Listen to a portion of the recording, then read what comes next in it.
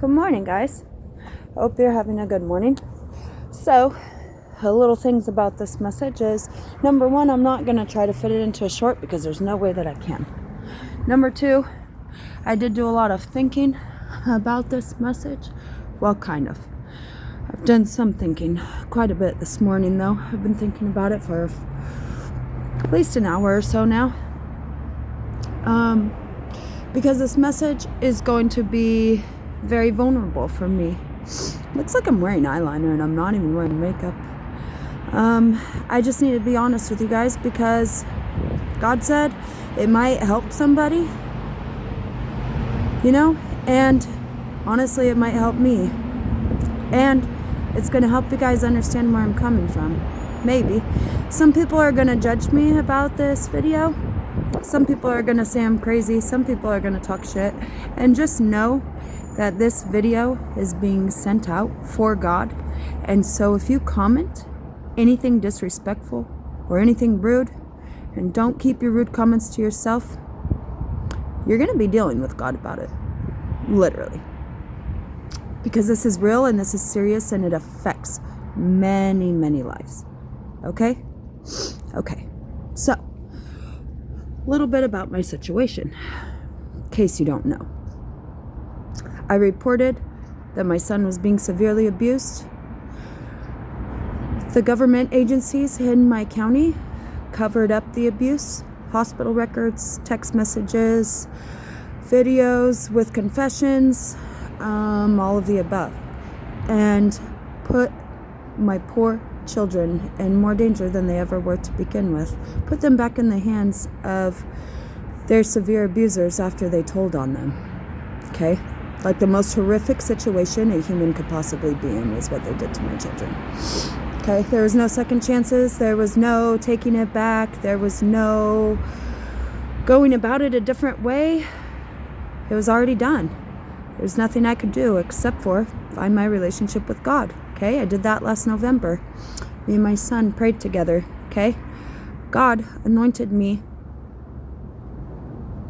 He anointed me, whatever you want to call whatever I am. Anyways, this is a situation that I've been having a problem with. I had to leave my town, too. I left my town July 12th, and we're December, 12th? 6 months ago? Wow. And anyways, so right before I left town, though, I had these thoughts. And literally, I thought they were bringing my children to me that day. It was the most realist thing. There's so many emotions because my oldest son, come February 1st, I'll have missed half of his life. He'll be 14 years old and I haven't seen him since his 7th birthday. Okay? So that was a lot of emotions to think that I was finally going to see my children, right? My youngest son, I haven't seen since the Thursday before Mother's Day.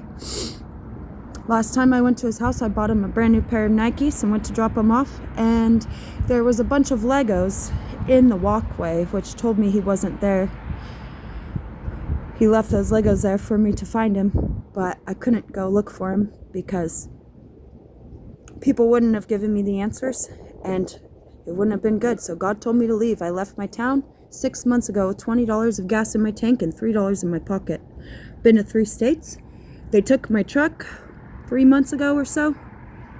Then I hitchhiked. That was in Eureka, California. Then I hitchhiked 250 miles to San Francisco. San Francisco ate me up, stole my backpack with my ID in it the very first day I was there.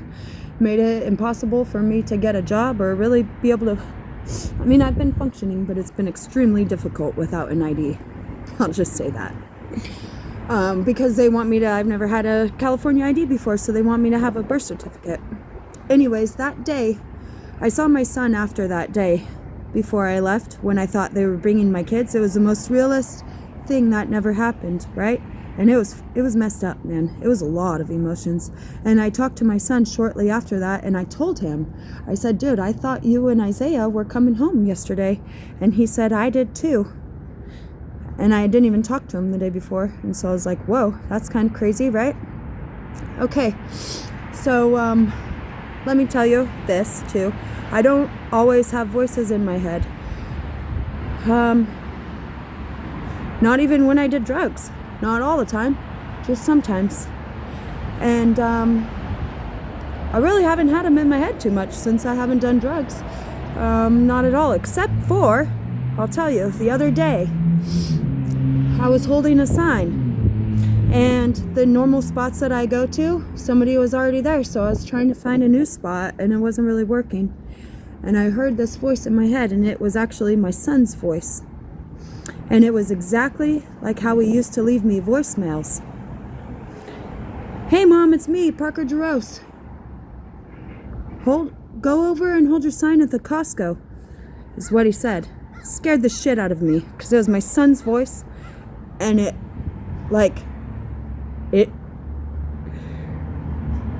was crazy, right? That was like right before Thanksgiving, maybe right after Thanksgiving. It was right before I moved, actually. Maybe the day before I moved, actually. It was. And then, or a few days before, I don't know. Anyways, so I heard that, right? And it tripped me out, okay?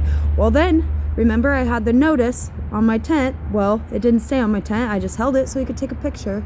But they said that my tent was a nuisance and that I needed to move it, and I had a week, right? So I moved 2 days before my week was up. That was the other day. And so actually, before I do that, hold on, let's backtrack. Let's backtrack a few days, okay? Because then, okay, so remember that video that I posted about God and about how not to follow him and stuff? The reason that I posted that is because the day before, or no, it was because I was hearing my kids' voices, and it was just messed up, man. It's like torture to hear your kids' voices and not be able to see them. And I was like, man, why is God? Because it hasn't been like that the whole time, you guys. It just all of a sudden started the other day. And it really, like, messed with me emotionally. As you can see, I gave up on God. It gets so much worse than that. It's crazy, you guys. Actually, it's a beautiful kind of story. I don't know.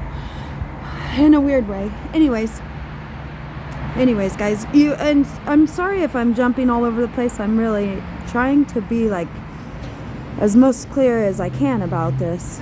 Okay, so remember I made that video, right? And then on my way home, after I posted that video, God was asking me to delete it, and I told him no, I couldn't. Not that I didn't believe in him. I never stopped believing in God when I posted that video. I was just simply saying, dude, I don't know why he thinks that people can handle these missions, because it's like dang near impossible when you have all these people just doing all of these demonic, horrible, terrible things to you, and then to be tortured with your kids' voices in your head. Like, that's so mean. So mean. And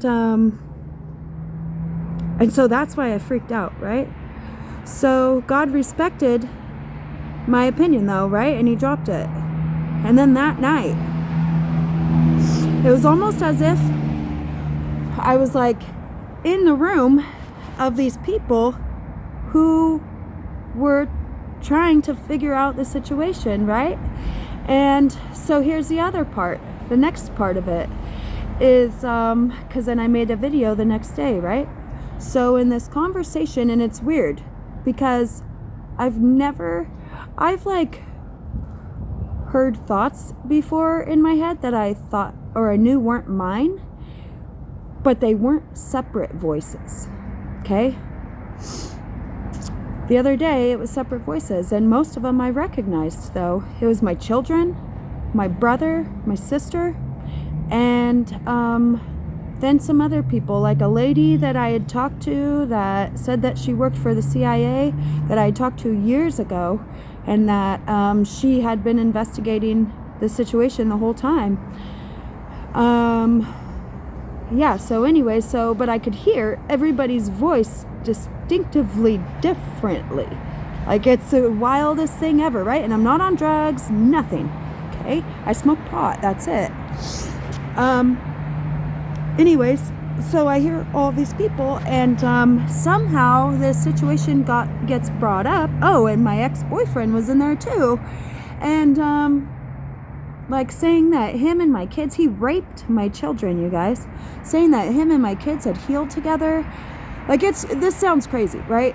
And that he finally, because what happened is, okay, so this is the thing. And so they're telling me all of these people that are in the room, and I'm like, dude, there's no way that God wants me to be with my ex-boyfriend because it started giving me anxiety. Like, I have to deal with all these people that hurt me and abused me all over again. Like, okay, forgiveness is one thing, but having to deal with them again, like, that's just the next level of hell, in my opinion. Okay, and so I'm like trying to comprehend, and then I'm like, dude, you guys, there's no way that is God's plan. Like, God literally, before I left, made me choose between my ex-boyfriend and my children. And without a second doubt, obviously, I chose my children. And I texted him that, and I said, because yeah, I did have to talk to him a long time. I even had to have sex with him, you guys, after I knew he was raping my kids, because I wasn't safe and nobody would protect us. And the reason that I hung out with him so much is because I knew if I was with him, he wasn't raping my kids. Okay? So I had to, for years, still talk to him and hang out with him all the time for safety, you guys. People who say any woman in an abusive relationship can just leave, no. Guys aren't like that. And a lot of them that are narcissistic, they're like, if I can't have you, nobody can. If they're that in love with you and narcissistic, trust and believe that they are going to try and kill you before they let you get away. Okay? And that's the truth. So, yes, I had to do that. And I think part of it, like, God, I thought, and he really had me convinced too that he was like trying to change, right? But it was all a show. He showed me that, right? Because, okay, so I texted him and I said, God told me I have to choose between you and my children, and I choose my children. I cannot talk to you anymore. And then he came over to my house. He showed up 2 days in a row, begging to marry me, told me he would help me get my kids back. And I said, dude, you're too late. God and I already saved them, right? Here I am 6 months later, still don't have them, but I do know that they are safe in that God, and I already saved them. So I told him no, right? He like literally had the full tears, like scared, like terrified look on his face, like demons were gonna eat him alive, literally trying to make me say yes. And I still said no. Of course I'm gonna choose my children over him. Are you kidding me? Like, there's not even any good times to fucking miss, honestly. There's just trying to survive a fucking psychopath, excuse my language. Anyways, you guys, and so when all that happened, from what happened, this is just what I heard in my head, was they offered him full immunity to give him all of the information that he knew from all these people that have been gang stalking me and trying to harass me and all this stuff. And so they gave him full immunity, and that's why they hadn't given my kids back, because they couldn't understand how that was God's plan. After all that abuse, that me and that guy were going to be together. They said that was the puzzle piece that they were missing, and that now it made sense, right? And they were going to give me my kids. That was a few days ago, right? And so that's why the next day I came and I made that post about God, and I was, apologized and everything, and said that cops were good, and because and it instantly turned, and I was like, dude, like, I felt bad for even trying to hurry the investigation up if they were simply trying to understand, okay? But that was a few days ago, okay? So then I was fine. Everything was great. The next day, I held a sign. I got the items that I needed. I had enough money. So then I was like, shoot, I'm moving 2 days early, right? I already knew where I was going to move to. So then we get to the next day, right? The next day, I'm moving. And I'm still hearing all these voices in my head, right? While I'm moving. And this is why I was so upset, you guys, because I could only be mad at myself. I literally sat in my tent for hours talking to voices in my head, you guys, when I was in the middle of moving. Literally. And I kept telling myself the whole time, I'm like, dude, this is just a distraction. This is just a distraction. They've done this to me 1,000 times. And they kept saying, yeah, we really have messed with her a lot, huh? But this is real. This is real. We promise. And so I kept talking to him.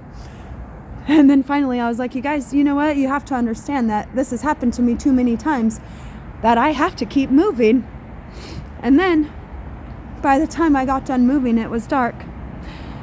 And so that's why I was crying on my tent, is because I was so mad at myself for sitting there for hours talking to fucking voices that I didn't get moved in time. And so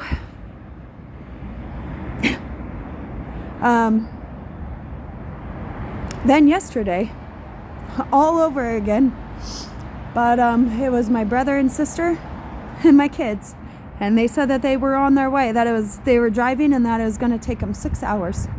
So I sat in my tent all day waiting for them yesterday, and again they didn't show up. They swore to me that it was true, and it was weird because it was kind of like almost like they were seeing if they could convince me to forgive them, like with CIA's mind control or something, you know what I mean? Because they were going through getting how I felt about all of these people. And but then my brother and my sister swore, and they were on their way, and they had my kids, and of course we're bringing your kids to you, and then they never showed up.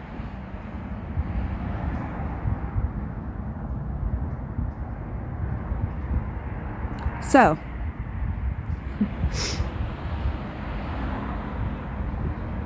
the other part of this, so what that tells me, you guys, because 100% I know for a fact I'm not crazy, okay?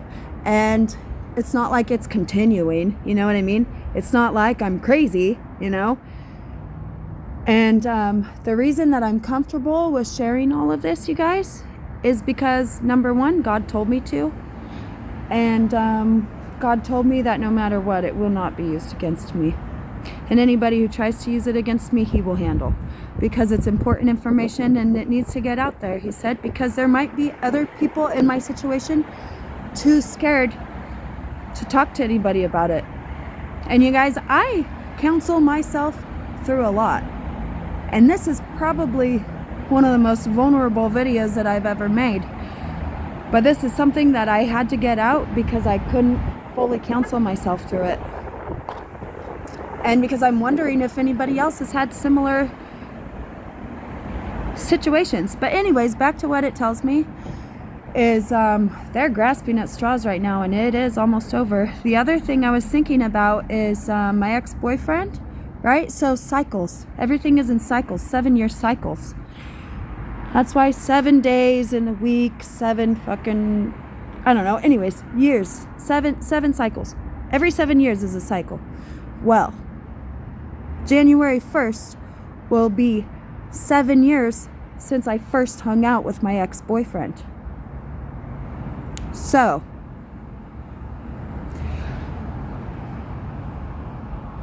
if it doesn't end before then, it's gonna end then. And I'm gonna get to see my kids, you guys. I'm so close. And so the other part of it is that I'm just gonna ignore. I mean, right now I have no voices in my head. None. If I do have them, I'm just gonna